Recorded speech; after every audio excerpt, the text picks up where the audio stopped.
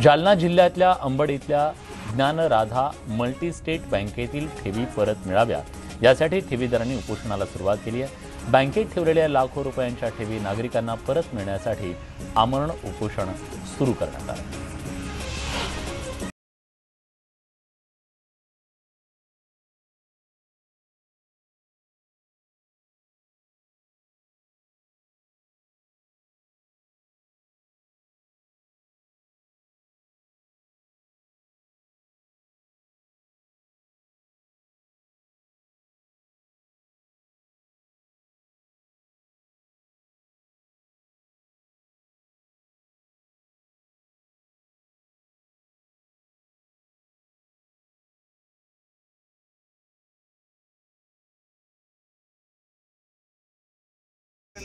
येतात का नाही आणि त्याच्यानंतर ठरवू आपण 15 लोक जायचे म्हणजे 15 लोक जाऊ किंवा साहेब जरी येत असतील तर हे करू शांत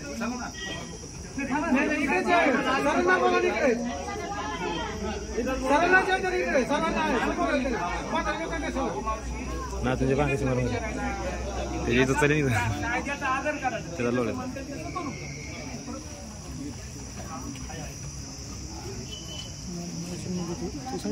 काय आधी पैसे एस पी पुढं हां याच्यात नाव पाहिलं होतं का हां सगळ्यात पुढं तुम्ही नाव लिम्स म्हणजे सगळ्या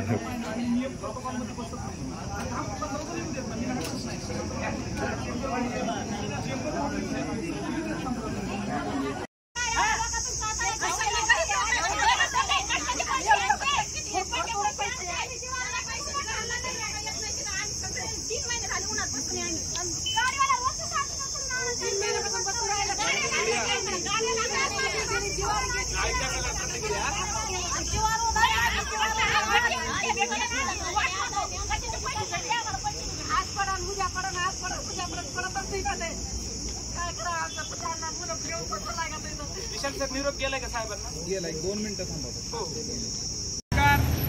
आज दिनांक 19 मे 2024 ज्ञानराधा मल्टीस्टेट ठेवीदार कृती समिती जी गेल्या 12 फेब्रुवारी 2024 पासून या ठिकाणी आपल्या हक्काच्या घामाच्या पैशासाठी ठेवीसाठी ठाण मांडून ठिय्या आंदोलन या ठिकाणी करत आहे। या आंदोलनाला आज दिनांक 19 मे 2024 98 दिवस झालेले आहेत आणि 98 दिवसापासून हे सर्व ठेवीदार ऊन वारा पाऊस वादळ या सर्व गोष्टीमध्ये आपल्या घामाच्या पैशासाठी या ठिकाणी अंबड तहसील कार्यालय या ठिकाणी ठाण मांडून बसलेले आहेत। या ठेवीदारांना त्यांच्या अनेक अडचणींना जे त्यांच्या काहींच्या मुलीचे लग्न आहेत, काहींचा आजारपण आहे, काहींच्या मुलांच्या शिक्षणासाठी यांचा पैसा हवा आहे आणि आपल्या घामाच्या पैशासाठी गेल्या 98 दिवसापासून सलग या ठिकाणी बसलेले आहेत। आपल्या न्याय हक्कासाठी यांनी संविधानिक मार्गाने अनेक अधिकारी पदाधिकारी यांना निवेदन दिलेत, चर्चा केल्यात। तहसील कार्यालय अंबड या ठिकाणी कार्यालय बंद करणे, रास्ता रोको करणे, पोलीस DYSP PI यांच्यासोबत बैठका करून वेगवेगळ्या माध्यमातून आपल्या ठेवी परत मिळवण्यासाठी प्रयत्न केलेला आहे। यांचा संयम तुटत आहे। अनेकांनी आत्मदहन करण्याचाही प्रयत्न केला होता। याचबरोबर 1 मे 2024 जिल्हा पोलीस अधीक्षक जालना या कार्यालयावर यांनी मुंडन आंदोलन, अर्धनग्न आंदोलन आणि आत्मदहन आंदोलनाचा प्रयत्न केला होता। जिल्हा पोलीस अधीक्षक यांच्या सोबत झालेल्या चर्चेमध्ये त्यांनी सांगितलं होतं की 15 मे पर्यंत तुम्हाला तुमच्या ठेवी परत मिळतील। तुमचा जो चेकचा विषय आहे तो 17 तारखेपर्यंत क्लिअर होईल। या संदर्भाने DYSP आणि PI अंबड आणि बँक प्रशासन यांच्यासोबत झालेल्या बैठकीत या गोष्टी ठरल्या होत्या, परंतु 15 तारखेला आणि 17 तारखेला यापैकी कोणतीही मागणी पूर्ण झाली नाही आणि म्हणून याचा निषेध म्हणून आणि या सर्व ठेवीदारांचा आक्रोश म्हणून येणाऱ्या 22 मे 2024 रोजी जिल्हा पोलीस अधीक्षक कार्यालय जालना या ठिकाणी पुन्हा जे आंदोलन स्थगित केलं होतं ते आंदोलन पुन्हा जिल्हा पोलीस अधीक्षक जालना यांच्या कार्यालयाच्या समोर मुंडन आंदोलन, अर्धनग्न आंदोलन आणि आत्मदहन आंदोलन हे सर्व ठेवीदार करणार आहेत. शासनाला, प्रशासनाला आणि कुठे यांना या आग्रहाची मागणी आहे की 21 तारखेपर्यंत तुम्हाला संधी आहे. 21 तारखेपर्यंत तुम्ही या सर्व ठेवीदारांच्या ठेवी परत कराव्यात. नसता 22 तारखेला गुन्हा दाखल MPID या कलमा अंतर्गत गुन्हा दाखल करावा यासाठीचं हे आक्रोश आहे. धन्यवाद.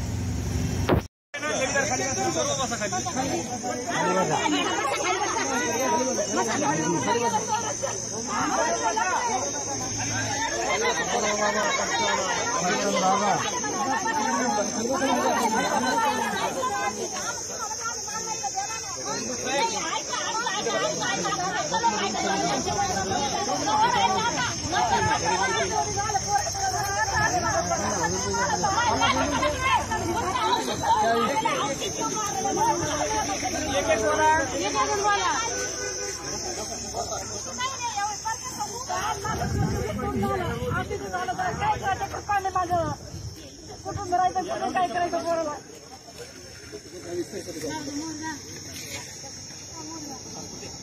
नातीचं लग्न आहे, मुलगा औषध घेऊन वाढलेला आहे.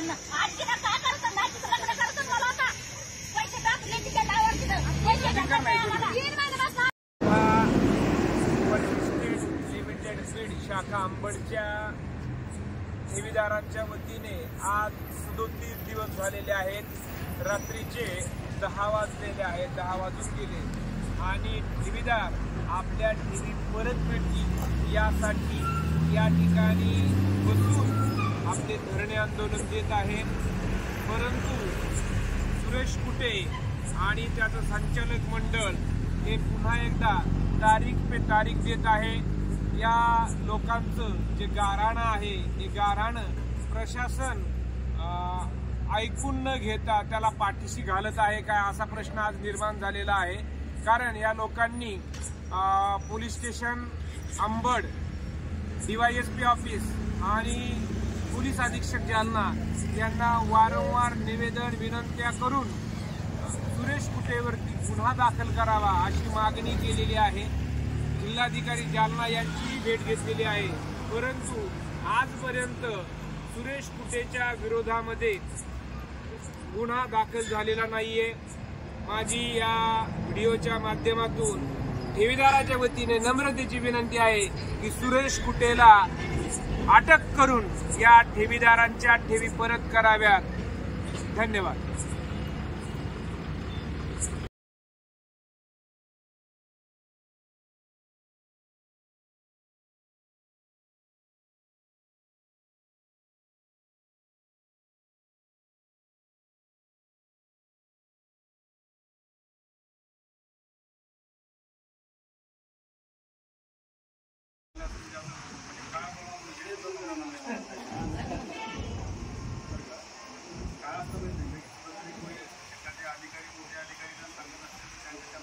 ठेवला पाहिजे आणि ते सांगता येत की अर्धा दिवसामध्ये आपण असा प्रकारचा निर्णय घेऊ.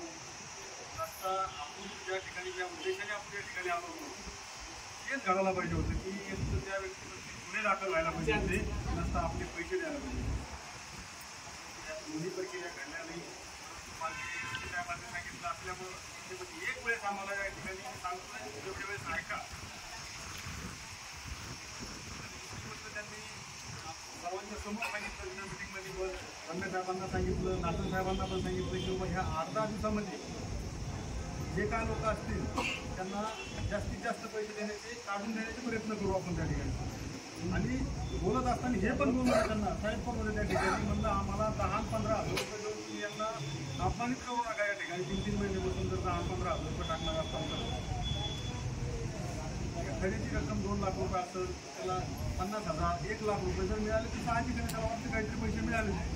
पुढं तरी 10-15 हजार रुपये टाकायचे पैसे मिळायला लागले तर असं सांगणं हे चुकीचं आहे. साहेबाच्या पद्धतीने प्रयत्न करते, खांबे साहेब प्रयत्न करतील. खांबे साहेबाच्या बाहेर पण बोलतो. खांबे साहेब बोलता मागच्या वेळेस बोलले होते की बाबा ते मॅटरमध्ये पडत नाही. ती साहेबांसोबत बोलणं त्या ठिकाणी असं विषय नाही. काय होतं माहिती काही गोष्टी माहीत होणं गरजेचे आहे किंवा असं नको आहे किंवा उदाहरणार्थ आपण जी कमिटमेंट केली ना, आता आम्ही 1 कोटी 80 लाखाची चेक म्हणजे आपण लाखाच्या आपले नील करायला ठरलं होतं, ती कमिटमेंट तर कोणी विचारायला घ्यायला तयार नाही. त्याचा सुद्धा सर विचार करून त्या ठिकाणी मार्ग काढावा लागेल. लोक ऑलरेडी फसलेले म्हणजे ठेवी ठेवून सरी पैसे गुंतलेले असल्यामुळे जे त्यांना चेक देऊन डबल फसवलं पुन्हा. कारण 138 करायची म्हटलं तर पुन्हा वकिलाला फीस देणं आहे, तिथं पुन्हा वेगळे काय गुन्हे दाखल करण्यासाठी पुन्हा चक्रा मारणं आहे. या गोष्टी नको व्हायला म्हणून तुम्ही 1,80,82 लाखाचा विषय करता येईल आणि बाकीचा जो आहे तुम्हाला अर्धा दिवसाचा टाईम दिलेला आहे त्या टायमामध्ये जास्तीत जास्त तुम्ही प्रयत्न करा.